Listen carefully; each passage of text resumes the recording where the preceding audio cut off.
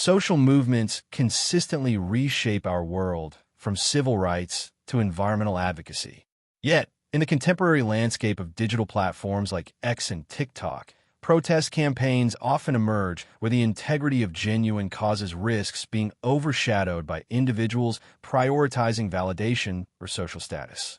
Recent years have seen movements from Black Lives Matter to trans rights ignite passionate engagement, but also face significant internal and external pushback. This essay delves into the psychological drivers behind participation in modern activism, particularly focusing on those less beneficial motivations that can lead to diminished impact and overreach. Understanding what drives someone to join a social movement reveals a complex interplay of genuine concern and less constructive personal motives. Some participants also report experiencing a sense of purpose or emotional uplift, sometimes termed a helper's high, from supporting a cause. However, a significant portion of engagement involves low-effort actions, such as sharing hashtags or signing online petitions, driven primarily by a desire for social approval or social currency, rather than deep commitment, as research indicates. Others join trending causes without fully grasping their complexities, swayed instead by social pressure. More critically, certain psychological dispositions, such as vulnerable narcissism, characterized by a need for external validation and sympathy, can lead individuals to attach themselves to marginalized groups.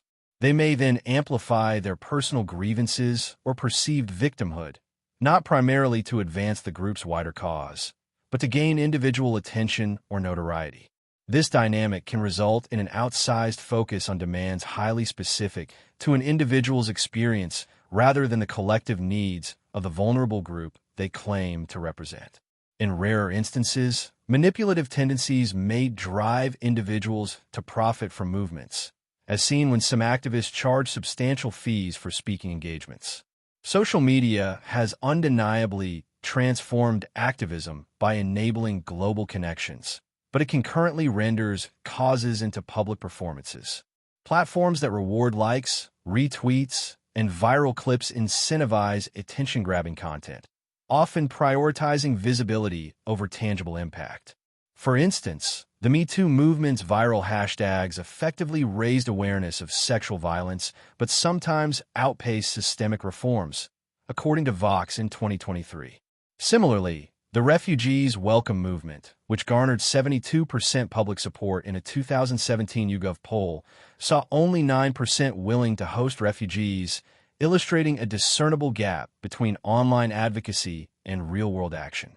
The instant feedback loop inherent in social media fuels this performative aspect, disproportionately rewarding those seeking status or validation rather than fostering meaningful change. Contemporary movements frequently exhibit and are sometimes derailed by these psychological dynamics. For example, while Black Lives Matter addresses critical racial disparities, certain high-profile figures have drawn scrutiny for charging fees as high as $20,000 per hour, raising questions about motivations, per The Federalist in 2023. Additionally, Black scholar John McWhorter has critiqued what he terms a grievance culture within some activist circles, suggesting it can amplify minor issues primarily for attention, as noted by The Atlantic in 2022. The LGBTQIA2S+ and trans rights movements confront genuine discrimination. Trans people face 86.2 victimizations per 1,000, per the Williams Institute. However, certain demands, such as strict pronoun policing or specific queers for Palestine, rallies that can conflict with complex regional realities, have been criticized for potentially prioritizing individual validation or niche ideological points over broader collective goals, as reported by Unheard in 2021. Climate justice groups like Just Stop Oil, while targeting critical issues, have engaged in actions such as deflating tires on 600 SUVs in 2022 or targeting artworks. Critics argue these tactics focus on generating headlines rather than contributing to practical climate solutions, per The Guardian and Mirror. The Free Palestine movement addresses a critical humanitarian crisis, with 23,000 deaths in Gaza reported by Amnesty International. Yet, Non-student campus protests in 2024 were sometimes criticized for seeking visibility over practical aid, as Reuters noted. Internal disillusionment is also common. Greenpeace co-founder Patrick Moore departed in 1986, citing its shift to eco-extremism over science-based advocacy. Within the LGBTQIA2S+ community, figures like trans pioneer Andrea James and lesbian icon Martina Navratilova have voiced concerns over what they perceive as pronoun militancy and the inclusion of trans women in sports, arguing these positions can alienate broader support.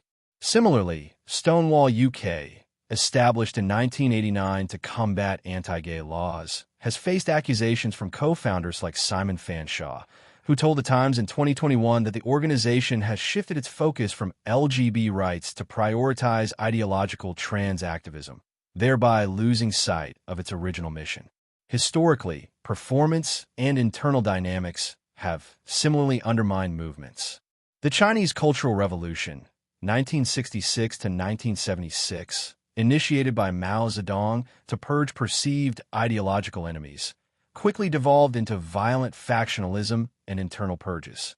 Radical Red Guards prioritized destructive iconoclasm over societal improvement, causing widespread chaos and economic collapse. Similarly, the 1960s hippie counterculture, aiming for peace and communal living, often saw its ideals overshadowed by performative excess and internal conflicts, contributing to its fading influence by the 1970s. Further, the Black Panthers and the Weathermen, a radical faction of students for a democratic society that embraced urban guerrilla warfare and bombings to protest the Vietnam War, both declined due to internal strife and extremism, while some anti-government groups' militant tactics alienated supporters, per Time and The New Yorker. Even recent efforts like Kony 2012, which raised $28 million, faced criticism for oversimplification and slacktivism when it failed to capture Joseph Kony, as reported by The New York Times in 2022. Identifying individuals who undermine movements often involves recognizing behaviors centered on self-promotion or profit over genuine impact. This includes those who pursue viral stunts, charge excessive fees for their involvement, or amplify personal grievances primarily to gain attention rather than to advance the cause. A strategic approach to mitigating their influence involves maintaining emotional neutrality from provocations, a technique known as the gray rock method, which denies them the reactive engagement they seek. Furthermore, individuals are not obligated to join every movement. It is a valid choice to resist pressures to conform to school curricula changes, unfair policies, or guilt-driven slogans, instead opting to focus on actions that genuinely align with personal values and contribute to demonstrable, real-world impact. These are not my preferred pronouns. These are my pronouns. You will use them, or you will not refer to me. At all. Just don't refer if to you her. misgender. I'm good with that.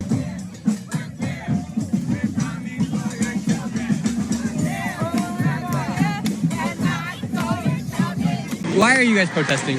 Just to be a part of the cause. And what's the cause? Yeah, I'm not the right person to I don't actually know the definition of the word intifada. Okay. But, I mean... Do any of you know the definition of the word intifada? Stop bombing Gaza, that makes sense. What about that one? Yeah. And what does that mean? Well, it means to... It's illegal to be gay in Palestine. You are punished by prison or death. Israel? No, Israel has gay pride. Israel is completely open to lesbian and gay people. Palestine puts them in prison or kills them. You weren't aware of that? I was not aware of that.